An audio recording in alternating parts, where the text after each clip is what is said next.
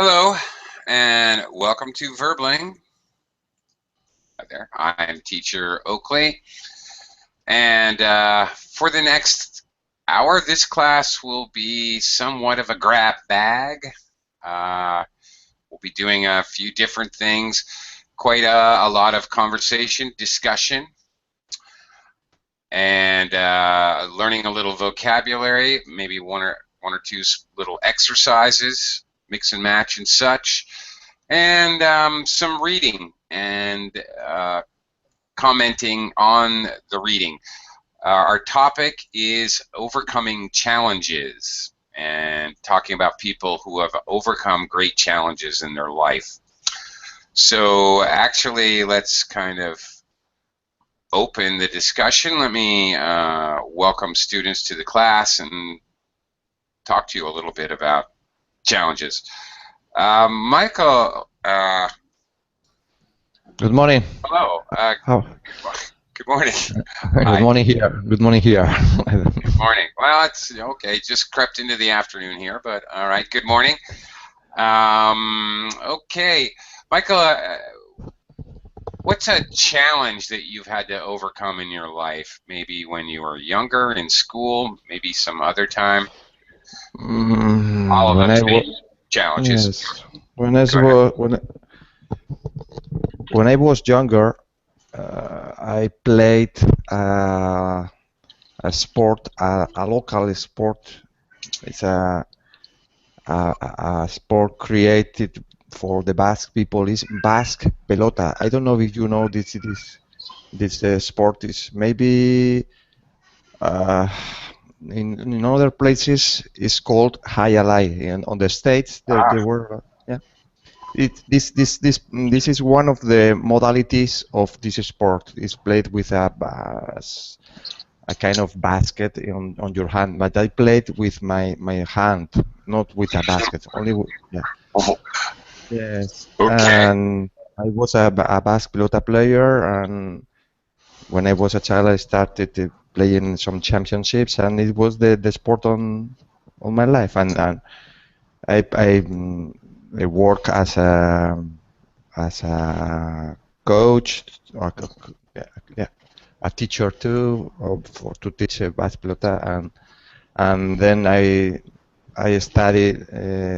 I do my thesis, my doctoral thesis about Basque pelota. So it was part of my life, a very big part of my life when I was younger, and I took part in some international championships, and yeah, it was my life. So I think that it was my bigger challenge when I was young. Okay, so what was the challenge? What was the difficulty you had to overcome? Play against the best player in the world. Okay. Okay, so that is one type of challenge. All right, when we compete with others, we challenge ourselves against other people. Okay, so great. By the way, you face challenges. Earlier I said all of us face challenges. This is a common collocation. Okay, so that's one type of challenge, competitive challenge. Okay, very good. Matthew, hello, welcome to the class. How are you? Hey, Teacher Oakley. Hey. I'm great. How are you? Okay. Pretty good. Okay, Matthew, could you describe a challenge that you had to face at some point in your life? I don't know, education, with your career, family matters? You don't have to get personal, but what's the challenge maybe that you had to overcome? Well, it's the most recent one, so it's the recent one. So I tried to so the idea was that I tried to live in the present and to do not think about my challenges from the past. Well, that's quite a challenge. Well, not only challenges, but like everything about the past. So to become like a nobody. Are you like? What? I'm all into Buddhist philosophy, and that's fine. I'm really don't. Is that Buddhist? Is that Buddhist philosophy? Yeah, well, yeah, living in the now. Yeah, Oh, great. Tai So Chi there. Yeah. Um, sure. Okay. So living in the now, living in the present.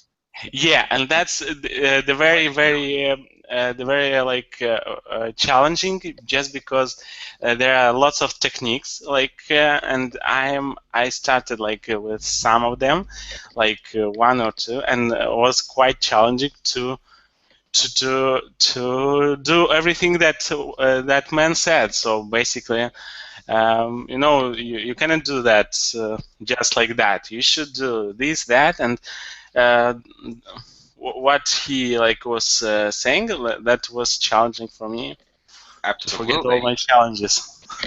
You're, of course, it's an enormous challenge to actually change your perspective on life. Yeah, perspective on one. Yeah. So have you ever heard of David Spencer? I've heard the name. It rings a bell. Meaning, I I remember the name, but I don't know why I remember the name. It rings a bell. Okay. So he's Yeah. the person. So he's like I don't know, uh, a scientist maybe or something, and he like wrote quite some books. Uh-huh. Okay. Interesting. You can go ahead and write his name in the chat box. That would be great. I might check him out later. Okay. Okay. In the meanwhile, a couple points of English, since this is an English class. You started out, it's the recent one, it's the recent challenge. When Yeah. we start speaking, you should say it's a recent one. All right, first we say a, whatever. I saw a cat walking across the street. The cat was limping. So when we introduce that new information, it's a, and ever after, whether we're writing or speaking, it becomes the. Okay. So, Okay. all right. Okay, that very challenging. I think you forgot the verb to be. It is very challenging. Okay. David Espenza, yeah, I definitely heard that name before. No question. I recognize the spelling. I don't know where or why, though. Okay. Thanks for that, Matthew. Give me something to do during my lunch break. You're welcome. Okay. Carolina, let me chat with you for a minute. Hi again, Carolina. Hey, teacher. Hello, hello. Okay, Carolina, our class is focused on overcoming challenges. What challenge have you had to overcome in your lifetime? Maybe dealing with education, career, I remember financial, when social. no financial, no social, no. I remember when I was at the university. I have a partner, and for us, it was really difficult to get our grade. I remember that week we spent almost 5 nights to wait, woke up, doing our presentation. Could you say that again? I'm not sure if I got. Okay, I remember the week after our last presentation, we stayed awake all night doing our presentation and doing the software. So it was really challenging to, how can I say that, to do both things at the same time. Okay, I see. So you had deadlines two things going on at the same time, and it was difficult for you in school when you're doing all that. You're studying, trying to do a lot at once, particularly studying. It's called cramming. So you were staying up all night cramming, doing schoolwork and studying, doing a project and studying. You're cramming. Okay. And that was particularly challenging. Okay. Yeah, in education, it's very common to have challenges such as you described. I think many of us have stayed up all night cramming before. Okay, I used a phrase I want to clarify. I didn't understand you at first, and I said I didn't quite get your drift. Okay, that means I didn't understand. If I say I get your drift, I understand. Okay, I don't get your drift. Okay, so I just use that very colloquial expression. I just want to make sure you understand it. Now I do. Okay. I get your drift now. Okay. Okay, so there's many types of challenges, personal challenges, okay, actual physical sports challenges, educational challenges. Let me talk to Thales. Thales, hello. Hello, hello. How are you today? I'm fine, thanks. How are you Great. doing? I'm hungry, but besides that, that's a challenge I can surmount for the next 45 minutes. By the way, when you rise above a challenge, you surmount a challenge. There's some other vocabulary. Thales, what challenge did you have to surmount or overcome in your past? In the recent past, like 2 years ago, I had a health challenge to overcome. I had an infection in my spine.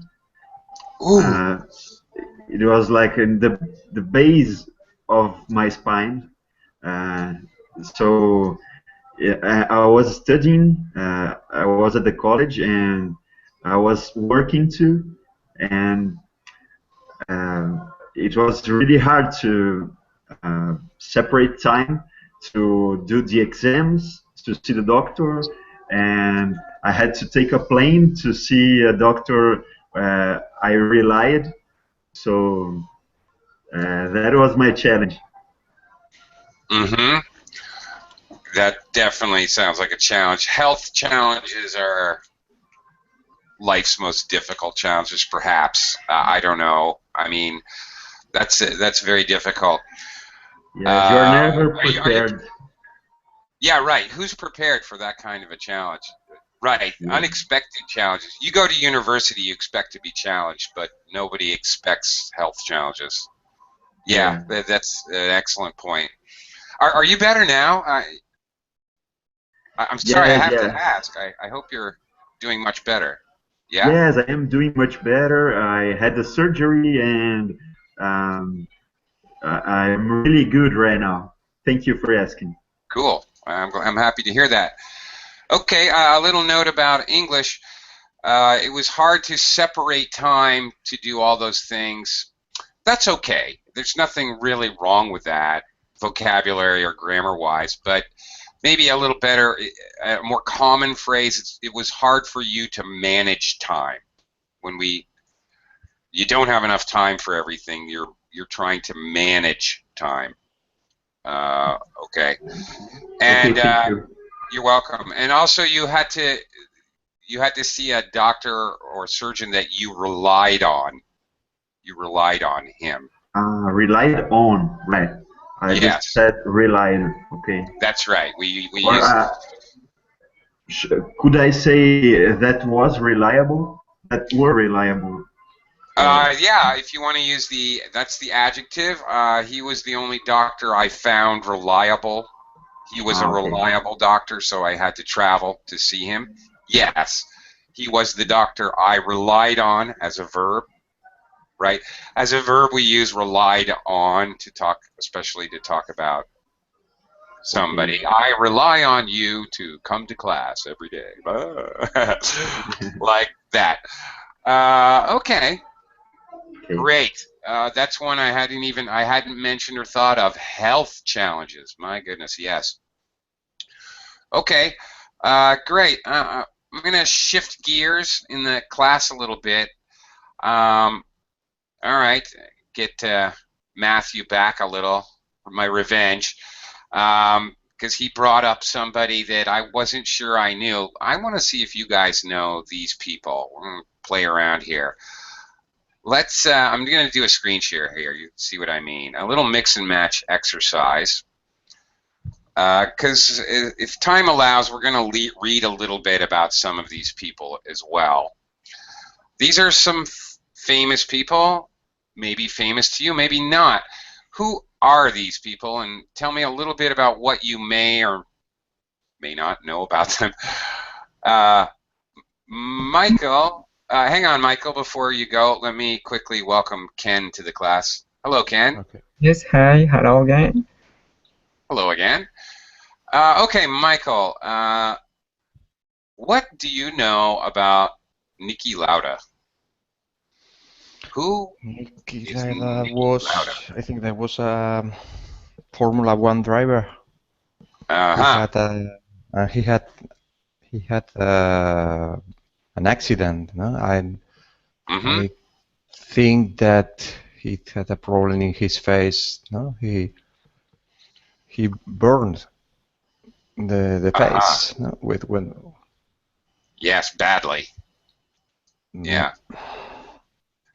Yes. He burned his face. Yes. And I don't know no more. Okay. All right. He's still active in the sport. Geez, just a couple days ago, another F1 racer died. They've had a lot of problems recently. But anyway, Niki Lauda was quite some years ago, but he is still active, I believe, in the sport. Carolina, you saw the movie? So did I. Pretty good movie, actually. Yes, I saw that movie. Yeah. Okay. Well, there you go. Speaking of, earlier we were speaking of health challenges. Niki Lauda had a horrible accident and had to overcome those challenges. Recovery period was very long and difficult. Okay. Matthew, do you know Andrew Agassi? Sure I do. He's a former tennis player. Okay. What do you know about Andre? Well, that he got some health problems. He had some health problems, like some with his spine, and he retired from the sport. Okay, that's right and wrong. He did have health problems with his spine, again, health challenges, but he actually overcame them and came back and became world's #1 tennis player. After. Then, once he did that, then he retired. But he fought back for, took quite a while. He fought back and was able to become #1 again. And once he did that again, he then retired. Yeah. So, pretty difficult to play tennis with spinal or back problems, I would have to assume. The next one is a little tricky. Carolina, do you have any idea who Rick Allen is? I know who is You Rick do? Allen. Yes, because I love the flapper music, so I know that he was a drummer. Okay, all right. But I don't know what was his challenge. Really? You don't? Really? No. Yeah. Yeah, okay, well, Ken knows. Yeah, he's a drummer, but he only has one arm or hand. Okay. Yeah, which Could you really pick a more difficult job to do with one arm than be a drummer? I never noticed that. Yeah, that's right. So he's again a health-related challenge. Rick Allen only has one arm, and he's a drummer for a world-famous band. Do you know the band, Carolina? I know the music, but and I know the ones. Okay. So do I, but it's just slipped my mind. It's kind of gone out of my head suddenly. I remember the song "Pour Sugar on Me," like that. Pour some sugar on me. That one. That one. Yeah, sing it for me, Carolina. Come on, give me. All right. Def Leppard. All right. Thanks, Michael. Yeah, that's it. Okay. Very good. Yeah, Def Leppard. All right. Yeah. Exactly. Okay. So that's Rick Allen. Great. Thales, do you know Robert Downey Jr.? I have heard this name before, but I actually don't remember anything about him. Really? Okay. Do you think he? What do we have left? Champion paracyclist, an actor, or a student and humanitarian? If you had to guess, which one do you think he is? I would say he was, or he is a humanitarian. Carolina says he's really handsome. So his handsomeness is not a challenge he had to overcome. Actually, he's an actor. Have you seen the Iron Man movies or the Avengers? Oh, that was why. That's why I don't know him.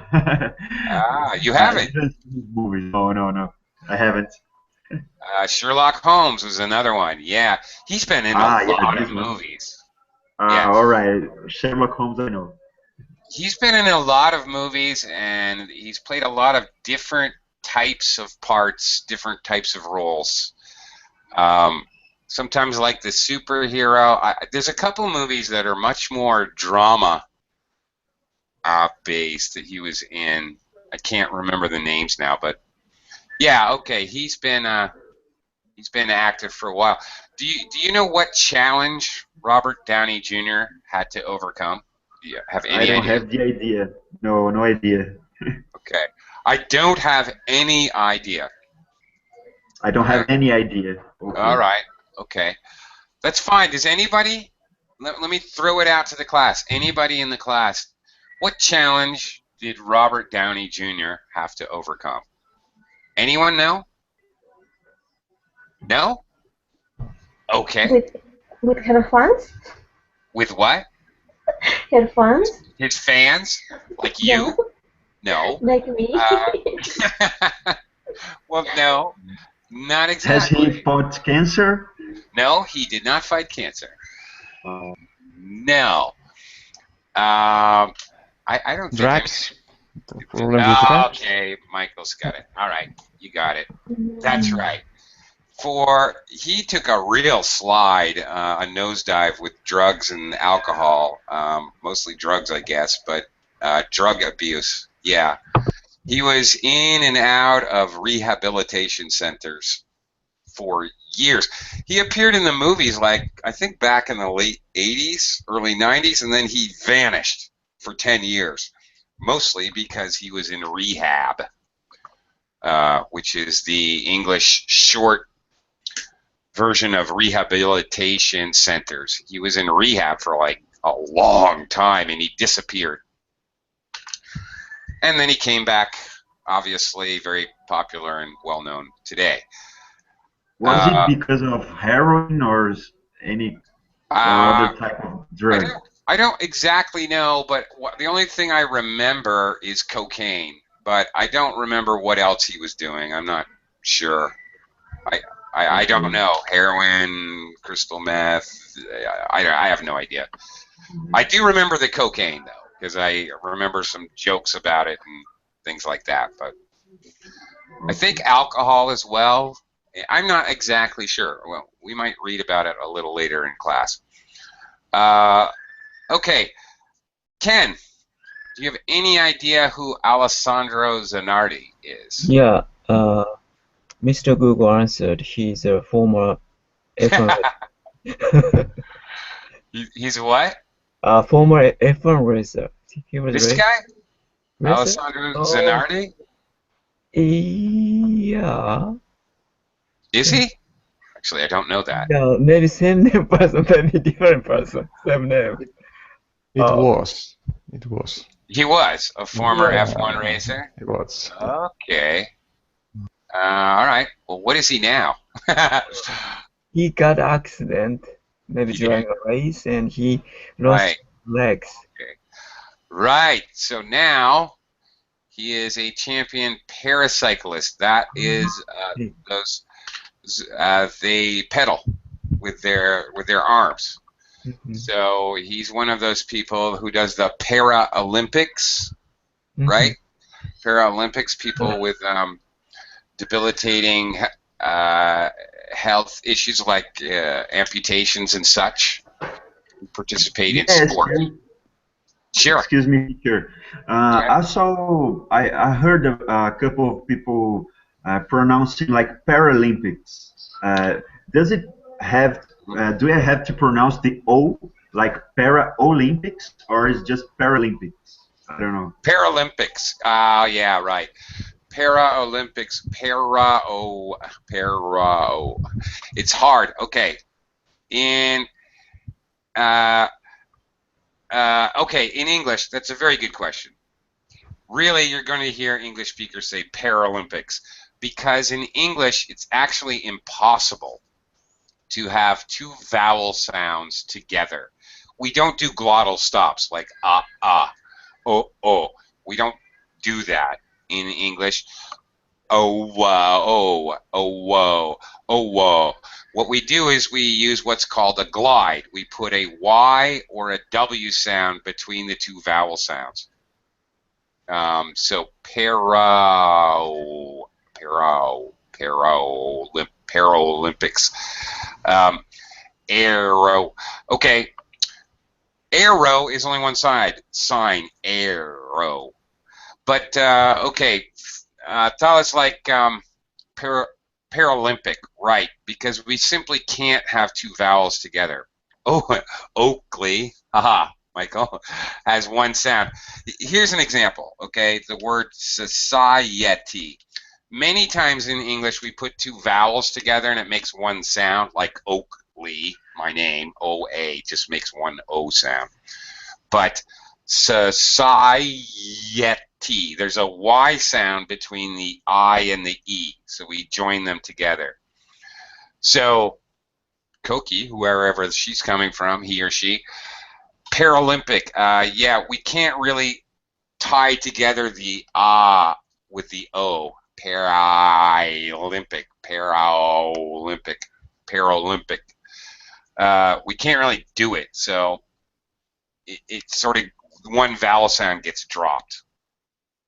So yeah, you're actually right when you said Paralympic, like that. Okay, so it just sounds like O, like Paralympics. Yeah, it kind of gets smashed together, you know, mashed up, because we just simply cannot, do not, will not make two vowel sounds in a row in English. We're going to join them together with a glide. Again, glides are Y or W sounds, and they come quite naturally. You don't have to concern yourself with which sound to use, Y or W. It's whatever feels natural is the right answer, actually. Okay, thank you. You're welcome. That was a very good question. Thank you. Okay, last one. Well, there was 5 of you, so who can tell me? I'll ask the whole class. I know I'll probably not pronounce her name right, but who is Malala Yousafzai? I can't pronounce her name. Yousafzai. Oh my gosh. Who's Malala? It's a Nobel Prize. No? Okay, well, I give it away. She won the Nobel Prize, Nobel Peace Prize, actually. And You're I absolutely think that correct. I think that she was the youngest Nobel Prize. I think you're right. I'm not positive of that, but I believe you're right. I tend to believe that you are correct. Okay. Why did she win the Nobel Prize? Does anybody know? She was an activist in Pakistan, I think. She was an activist. That's right. So far, so good. She tried to improve women education. There you go. You do know. Excellent. Very good. And she had a hard fight at that. In fact, she was actually shot. Basically, point blank range, she was shot. Right. But nevertheless, she continued to fight. So her challenge was really social. She's trying to implement social changes in her society. Yes, equal top. That's exactly right, Ken. That's a better, more formal way to put it. She was fighting for equal opportunity education between men and women. Absolutely. That's correct. And for her troubles, well, there's an expression for you in English. For her troubles, she was shot in the face. Yeah. Okay, maybe we'll read a little bit about these people in a minute, but first, let's try to, before we do that, we're in the reading that we do, we might run into these idioms, so I would like to do a little work with these first. We have 5 idioms. Look at that. We have 5 students. Okay. See if you can figure out the idiom that we're speaking about. I'll scroll back up if we need to. Okay, go ahead. What I'd like you to do is read this and fill in the blank here at the end. Hang on, I'll expand the screen so we can see it. Which idiom will fit? Elephant in the room, asking for trouble. Okay. I'm going to start with Matthew this time. Go around and give everybody a turn, but Matthew, number 1.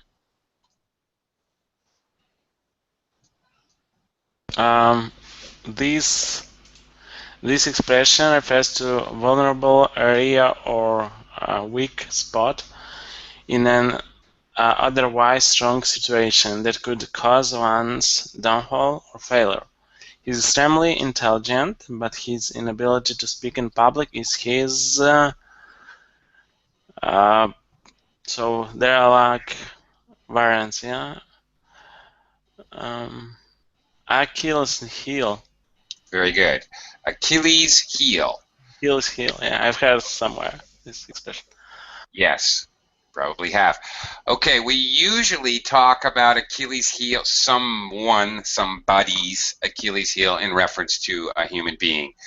But occasionally you might hear it in reference to a company or a government or something of that nature as well. So, okay, a weak spot, a vulnerability. Wow, it's hard for me to say that word. Vulnerability. Okay, good job, Matthew. Thank you. Next one, Carolina, please. Can you read this one? Okay. Someone who is asking for a trouble is behaving so stupidly that he or she is likely to have a problem. Driving fast on these roads is really asks for a trouble? Asking for trouble. Okay. Asking for a trouble. Yes, and by the way, asking, ing, we always say this expression, colloquial expression, it's a common, it means what it says, so it's not really an idiom, but it's a colloquialism. It's a very common expression, and it's always said asking for trouble. We never say, oh, do you want to ask for trouble? We would never say that. We would say, you're asking for trouble. He's asking for trouble. Okay, well, there it is. Behaving stupidly or dangerously. Maybe not necessarily stupidly, but some people would say if you do dangerous things, you're acting stupid. I don't know. If you're a base jumper and you like to jump off bridges, are you stupid or just dangerous and reckless? I don't know. But either way, you might be asking for trouble. Okay. All right. Very good. Moving on. Thales, number 3. Not that they're numbered, but how about the third one here? Okay. Teacher, I cannot see the text right now. I don't know why. Okay. Okay, I pass. Okay, I'll pass it to you if you can. Fix it. Sure, if you can fix it, then I'll give you another one later. Okay. All right. Okay, thank you. Sure, no problem. Ken, let me jump over to you then. Can you read this next one here?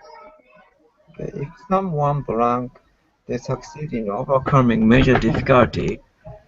After hours of effort, the technicians finally blank and tuned the electricity back on again.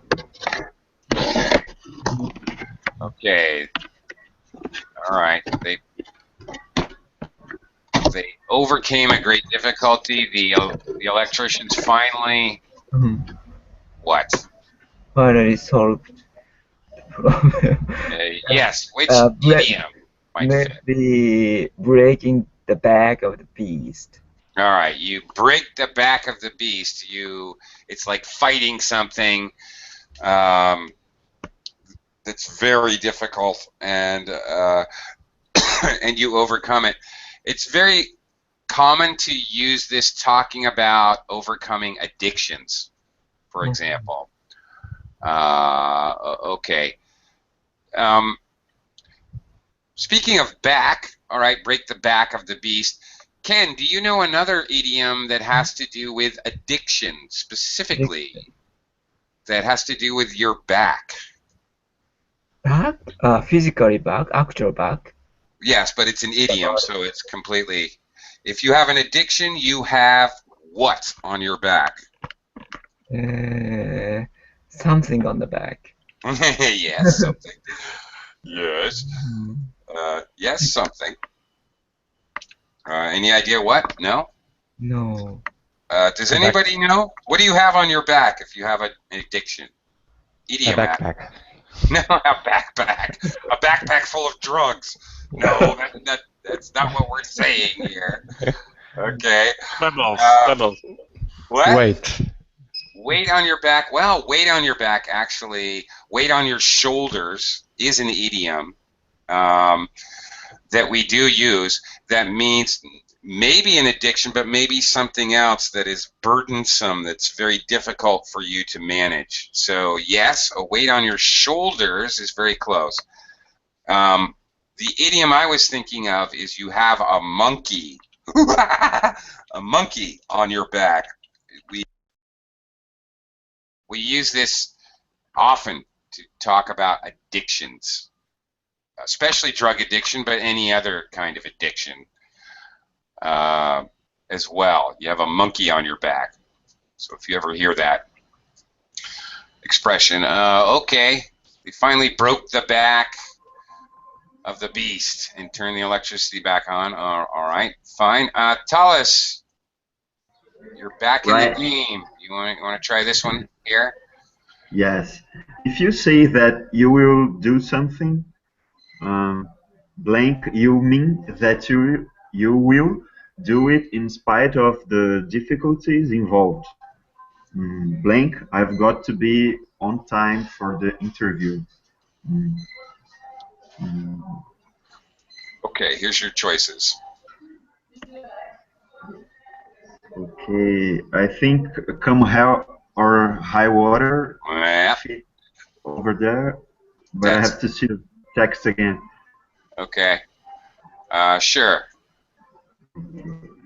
If you say that you will do something, um, come hell or high water, you mean that you will do it in spite of the difficulties involved, and then the link again. May I see the options again?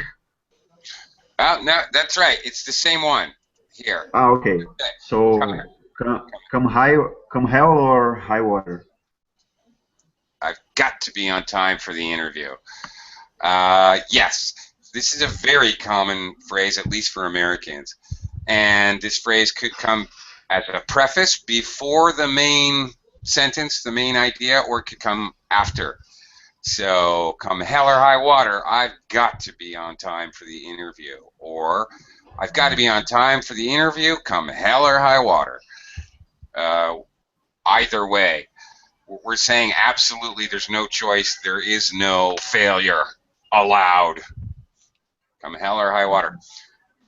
And that's quite a common phrase. Okay, last one, Michael.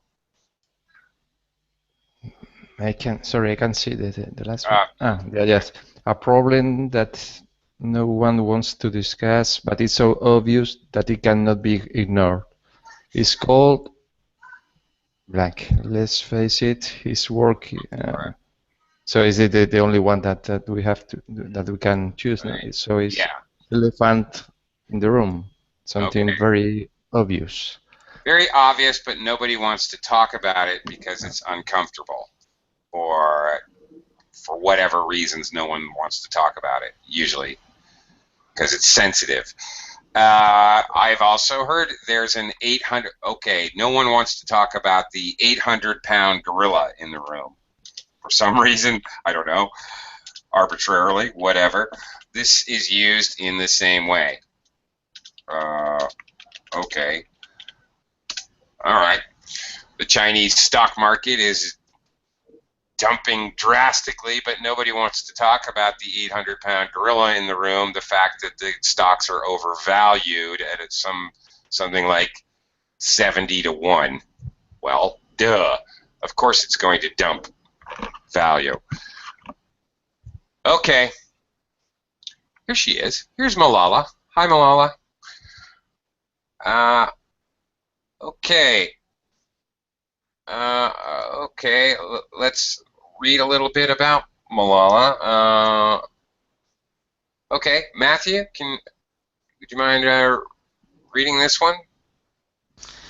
Malala Yousafzai Okay. is a Pakistani school pupil and spokesperson for women's right to education. In retaliation for her high-profile campaign for education and criticism of the Taliban, she was shot in the head at close range by a Taliban gunman. She survived the gunshot wound and has become a leading spokesperson for human rights, education, and women's rights. She has received numerous peace awards and received the Nobel Peace Prize in 2014, along with Kailash Satyarthi, an Indian children's rights activist. Excellent job, and you did a better job with the names than I did. Very good. I'm impressed. Okay, very good. All right, Matthew, what do you think of Malala?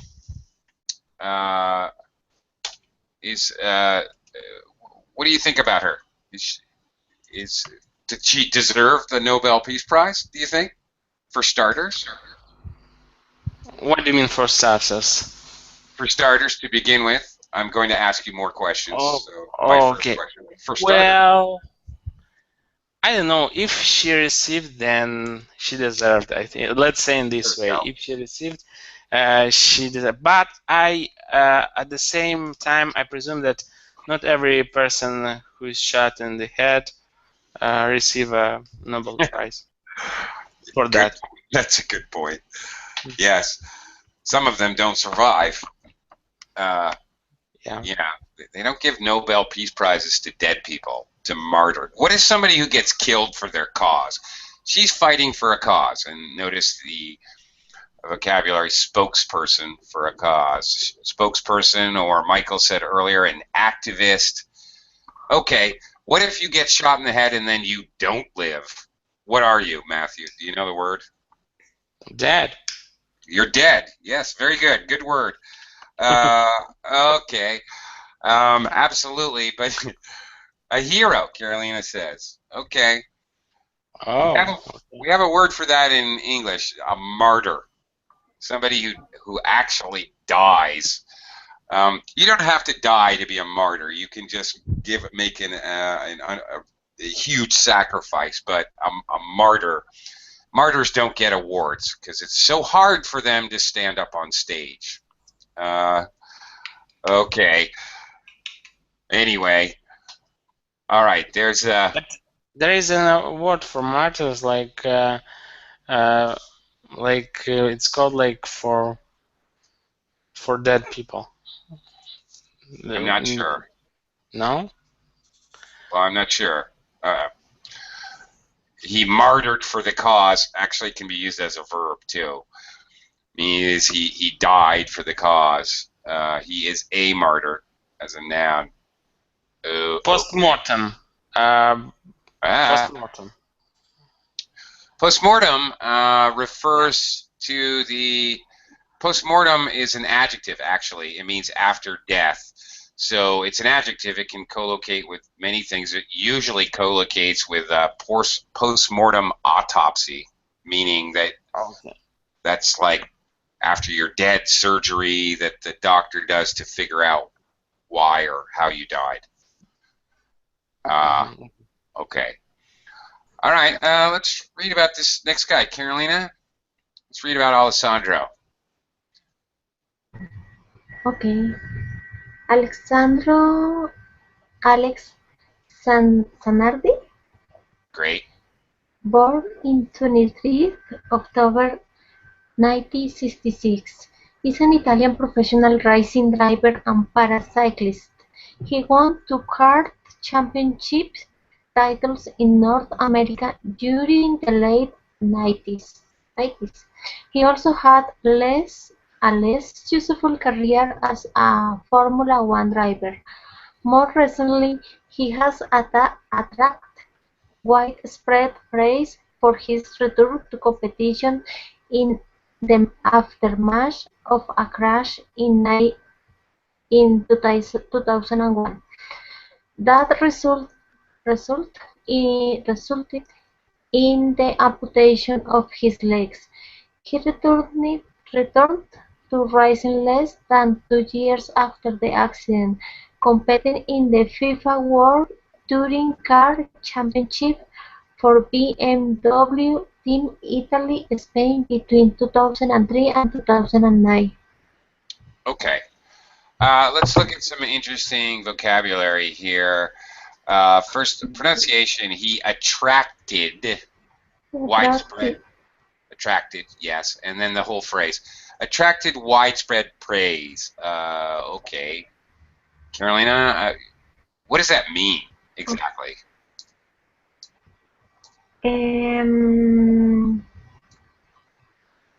Praise. I don't know the meaning of praise, teacher.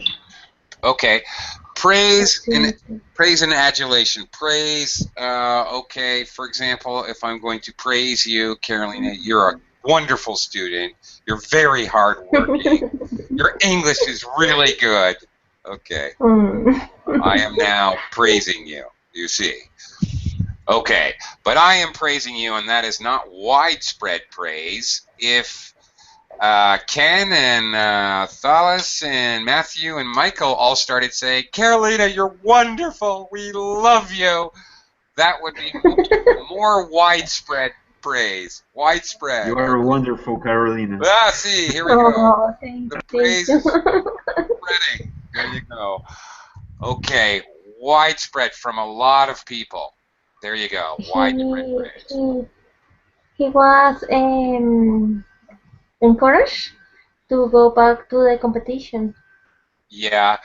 for many people. After he did, okay. It says, okay, after he was given this praise for the fact that he returned to competition in the aftermath of a crash. That's the other word I wanted to look at, actually. Carolina, what does this mean? The aftermath of a crash. Aftermath. What is aftermath? Is the consequence of the crash? Okay, very good. All right. You can also talk about the aftermath of the war, the aftermath of the stock market crash, the aftermath. Okay. Usually, aftermath is after something really bad. Okay. We don't normally say in the aftermath of the birthday party. Sounds a little strange. Usually, aftermath is after something quite bad or quite serious. Okay, here's let's move on to Rick Allen. Sorry. Okay. Yes. The aftermath always are bad consequence. Could be good consequence or. Well, okay. Well, let me think about this. For instance, the aftermath of the crisis could sometimes after a crisis there are some good consequences too. So, for instance, people buy less things, or the consume habits are better. Okay, all right. All right. For example, in the United States, part of the aftermath of the 2008 crisis was people began to save more and use less credit, which is actually a truism. That's actually true. Yes, it could be. The aftermath can be positive things, but the thing before the aftermath is negative.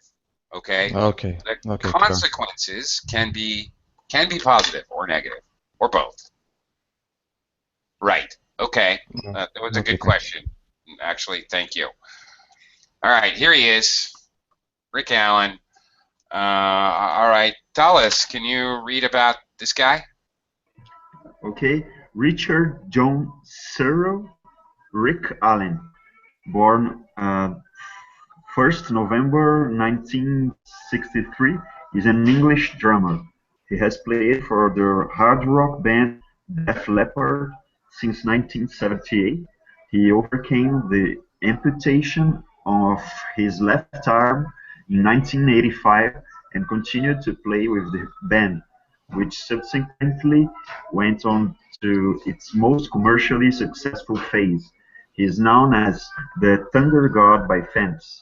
Yeah, okay, the Thunder God. Holy smokes. Okay. What does it mean? What's that? Yeah, what does Thunder God means? Well, I would say it means Thor, but hey, I don't know. It's just a name they call him. I don't know. They call Hulk Hogan the Hulk. They call I don't know. They call people weird things. It's like thunder. This word doesn't have a thunder? unique meaning. Oh, yes, it does. Okay, thunder and lightning in a rainstorm. When you hear the sound, that's thunder. Ah, okay. In a rainstorm, and then the lightning comes down, the electricity comes down. You can see a flash of lightning, and you see the lightning first because light travels faster than sound, and then you hear the thunder. Thundercats. Really? Okay. Funny. Okay, so yeah, thunder is the sound. All right, so the thunder god. I also Thor is also known as the thunder god, but okay. One more word in here I want to look at. Talis, what does subsequently mean? It means how can I say after or great, like closely after, isn't it? Something. Yes, immediately following. Okay, Yes. so We the just, yes. one thing that comes after the next. Okay. Right. Okay. Subsequently and after. All right. Very good. I use that word a lot, so need to clarify it.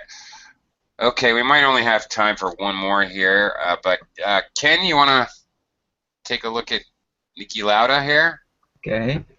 Andreas Nicholas Niki Lauda, born 22nd February 1949, is an Australian former Formula One driver who was three times F1 World Champion, winning in 1975, 1977, and 1984.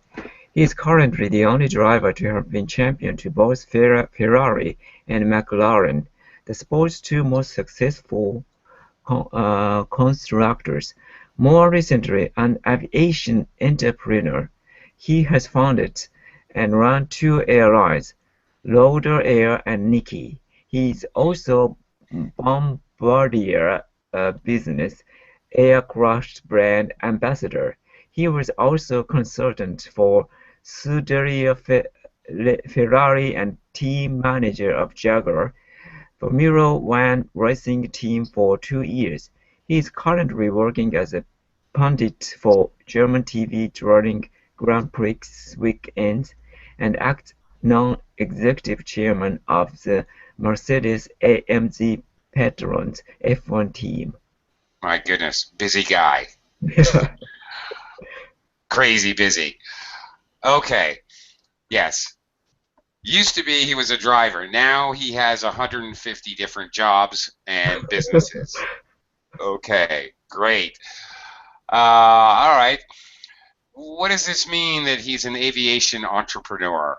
Airline entrepreneur, airline company. Yeah, okay. He started entrepreneur. I can guess that he started the company. Oh, it actually says that. He has founded. You found a company, you started a company. Notice the names of the company are his names. Okay. Anyway, all right. Interesting word here. What does it mean he's currently working as a pundit? Sorry, as a pundit for German TV. What is a pundit? Pundit. Reporter or commentator or something? Yes, a type of reporter or commentator. That's right. Generally, one. Okay, it's related to the word pun, which is a type of joke in English. A pundit is usually somebody who's